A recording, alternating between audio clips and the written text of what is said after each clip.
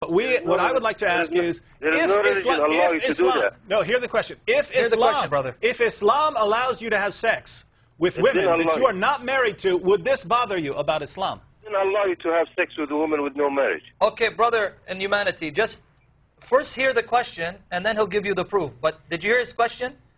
If he can show you that your Quran and Hadith says you can have sex with women who are not your wives, would that bother you, yes or no? If you translate it to a different way, okay, it's your problem actually. Okay. But I don't believe there is any ayah or anything in the Quran allow you to have a woman without marriage. Okay, brother, let me read that ayah for you, and I want to ask you, translate for us the word harth. Your women are a tillage for you. The word tillage is harth in Arabic. Can you tell us what that means? Harth? Yes, harth. I actually don't know what that means. Okay. Can I invite in my you? Language. Can I invite you? I'm a Muslim, okay. And I don't know what this means. Okay, my brother in humanity, I just quoted to you Surah Al-Baqarah, chapter 2, ayah 223. The word harth is in the Arabic. Can I invite you to go back, open up your Arabic Quran, see the word harth there, it's used twice, go to the Arabic dictionary and come back and give us the definitions. I just told you what the word is. It's harth, and it means tillage, field. Your women are a tillage, a tilth, harthun, for you. You see, you translate it to the way you want it to be translated. This is Yusuf Ali. Even in Arabic, this word harth, okay, we're not in a field. We're not in a field like what you just exactly. Explained. But your Quran says your women are a field. We're not in a field, but you know there is a lot of explanations for this word. Okay, if you want to go to if you want to say hello to somebody, okay, in a way, you could understand it means hello. You could also mean you could also understand it that somebody is saying hello for another mean, you know. You understand what I'm saying? Even if you look somebody, just looking at somebody, there is a mean for it, and there is another mean for another look for another person. Since you said explanation, you know what I mean. Okay, brother in humanity, since you said explanation, do you want me to give you Ibn Kathir? So you don't say I'm making it up. Should I read Ibn Kathir, the explanation? It's not you. I wanna get from you. I could get whatever I want from my Quran, okay, and from a lot Ibn Kathir or whoever.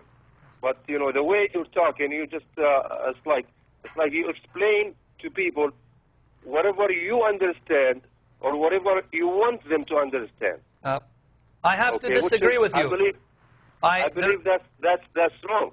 I have to disagree with you because I just told you I'm going to give you what the Muslims understood from the ayah.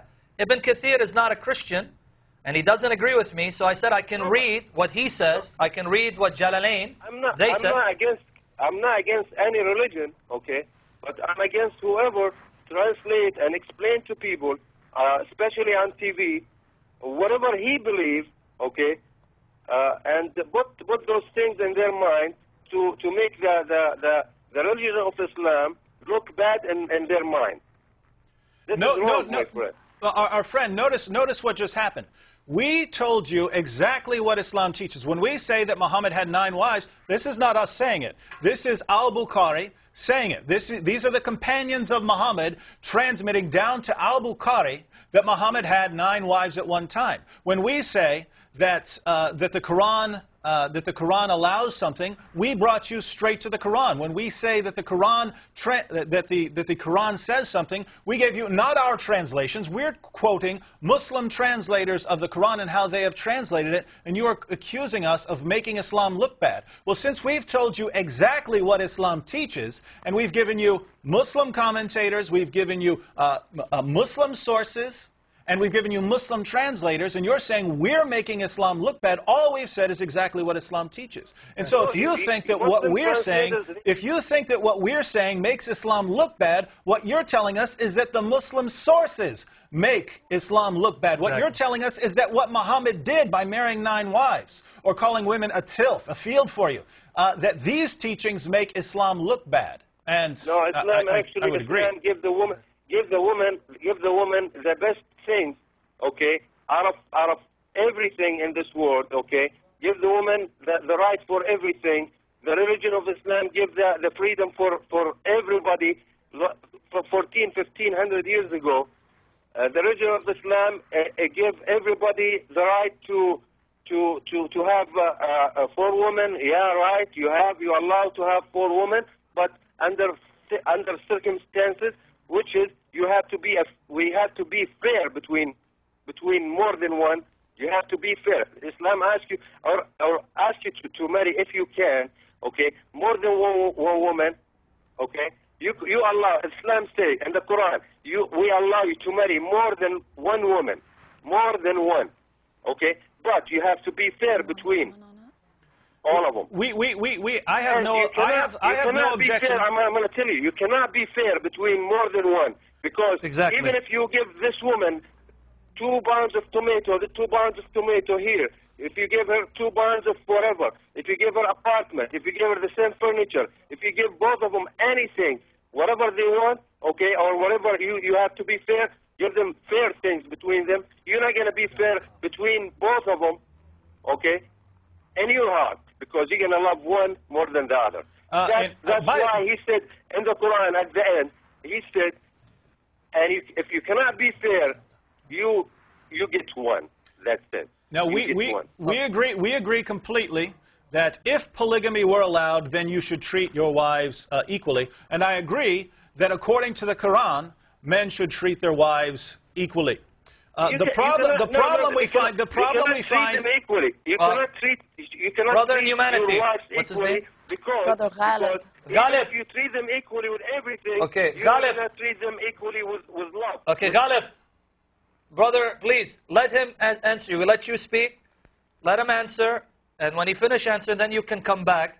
Because if he speaks and you speak, we'll be speaking past to each other. There won't be a dialogue. It's a monologue. You made your comment. Let him finish his point, and then you can come back. It sounds like our Muslim friend was actually saying that Islam is against polygamy, because if you have more than one wife, you're not, even if you try to treat them equally, ultimately you're not going to be able to treat them equally. Now, because you're not going to love them, both of them. Good. Like you said. I agree completely, and this is why the Bible commands us to have only one wife. Exactly. Islam, however, allows Muslims to have more than one wife. And interestingly, the problem that you see with polygamy, the problem that you see with having more than one wife, is a problem that Muhammad himself faced. And we find from the Muslim sources, not from Christian sources, not from Jewish sources, not from pagan sources, but from Muslim sources, that Muhammad, when he had his 9 wives, could not treat them equally. And my friend Sam will tell you briefly about a woman. No, Sam will tell you about one of Muhammad's wives. One of Muhammad's wives. And then we will let you comment. We will let you continue this conversation. Okay. Have you heard of Sauda bin Zama, the wife of Muhammad? Her name was Sauda. I'm not that religious person, okay? You're not a what? I did not hear about it. No, I'm not. I didn't. Okay. If you go to Surah An-Nisa, and I invite you, see, I'm telling you where to go, and then read the Mufassirin, read the commentators. Go to Surah An-Nisa, chapter 4 of the Quran, read Ayah 128, then go and read what your scholars said and your hadith say, the reason for this text. I'm going to quote to you Ibn Kathir and see what he says about that passage. Now, please let me read it. When I finish reading it, then you can comment and tell me why Ibn Kathir, who's a Muslim who loves Muhammad more than his life, is wrong and would say something so negative about Muhammad. Okay, making peace is better than separation. This is Ibn Kathir, his commentary on Surah An-Nisa, Ayah 128, chapter 4, verse 128. An example of such peace can be felt in the story of Sauda bin Zama, who when she became old, aged, the Prophet wanted to divorce her. But she made peace with him, she initiated peace with him, by offering the night he used to spend with her to Aisha, so that he would keep her. Notice what Ibn Kathir said. When one of his wives got old, he wanted to get rid of her, divorce her. She made a deal with him. Don't divorce me, keep me as your wife, and you don't have to visit me. The day assigned for my visitation, give it to Aisha. That's why Muhammad used to visit Aisha more than the other wives, because Sauda gave up her right so that Muhammad wouldn't divorce her.